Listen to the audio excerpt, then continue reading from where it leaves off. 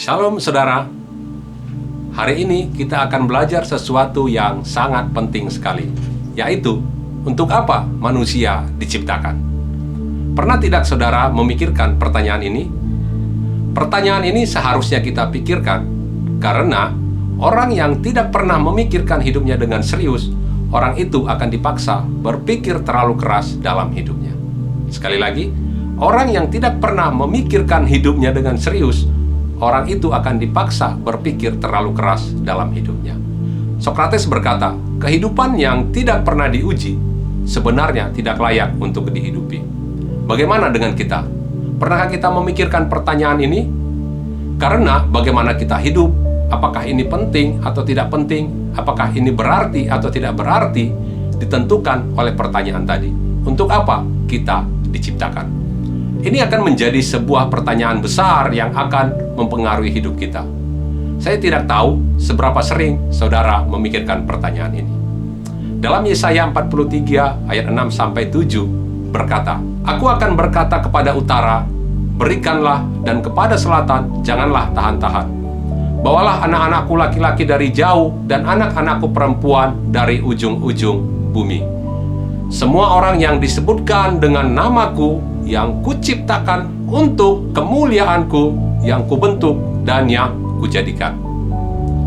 Apa tujuan Allah menciptakan saudara dan saya anak-anaknya, umatnya, orang-orang percaya? Yaitu supaya kita memuliakan Allah. Kita diciptakan untuk kepentingan Allah kita. Kita sebagai orang Kristen akan mudah mengaminkan ini.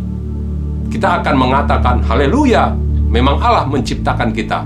Jadi dia berhak menentukan apa tujuan hidup kita. Tapi bagaimana dengan orang-orang yang bukan Kristen, orang yang masih mencari kebenaran, mereka yang ingin tahu apakah hidup ini memiliki tujuan? Dari mana kita tahu kalau hidup ini memiliki tujuan? Sangat wajar. Kita yang diciptakan dengan akal rasional mempertanyakan ini. Apakah ada tujuan hidup? Saya teringat lukisan abstrak yang ada di rumah saya. Ada yang memperbincangkan lukisan tersebut. Lukisan ini maksudnya apa ya? Lalu ada yang menafsirkan, ada yang berkata seperti ini. Coretan ini mungkin maksudnya ini. Tumpahan ini mungkin maksudnya ini. Lalu yang lain berkata, siapa tahu lukisan itu tidak ada maksudnya. Pelukisnya hanya membuang cat sembarangan dan kebetulan hasilnya menarik. Hanya sebuah kebetulan belaka. Peristiwa ini mengingatkan saya untuk merenungkan memang kita perlu mencari tahu apakah ada tujuan hidup atau tidak. Kalau kita mau tahu, kita bisa mendapatkan dari beberapa petunjuk. Salah satunya adalah dari kitab suci yang saya bacakan di atas. Selain itu, kita juga bisa melihat apakah ada tujuan hidup atau tidak dari penalaran logis.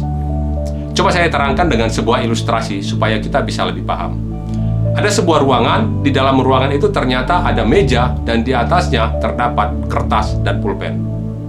Apa yang dapat kita simpulkan dari situasi yang ada di ruangan itu?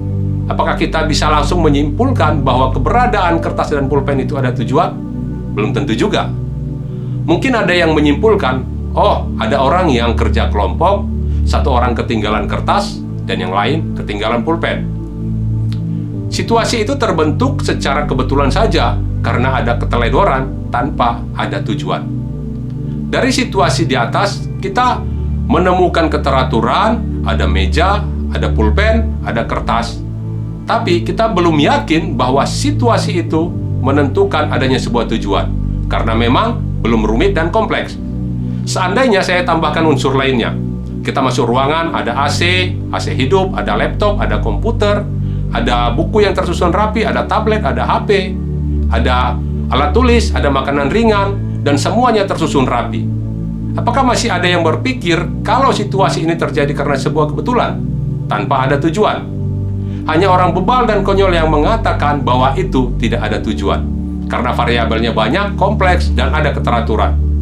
Tahukah saudara bahwa alam semesta ini dan tubuh kita diciptakan memiliki banyak sekali variabel dan sangat rumit, dan semuanya sangat teratur. Jauh lebih kompleks dan lebih teratur dari kondisi ruangan di atas. Melihat segala kerumitan dan keteraturan yang ada di alam semesta dan kerumitan yang ada di dalam tubuh kita serta seluruh komposisi yang ada di dalamnya, masihkah kita menganggap bahwa hidup kita ini tidak ada tujuan? Tidak mungkin alam semesta ini dan isinya diciptakan tanpa ada tujuan. Hanya orang bebal saja yang mengatakan bahwa hidup ini tidak memiliki tujuan. Oleh sebab itu, mari kita pikirkan apa yang menjadi tujuan hidup kita, agar kita tidak dibuat berpikir terlalu keras di dalam kehidupan ini. Kita diciptakan hanya untuk kemuliaan Allah kita, yaitu untuk memuliakan Dia. Tuhan Yesus memberkati.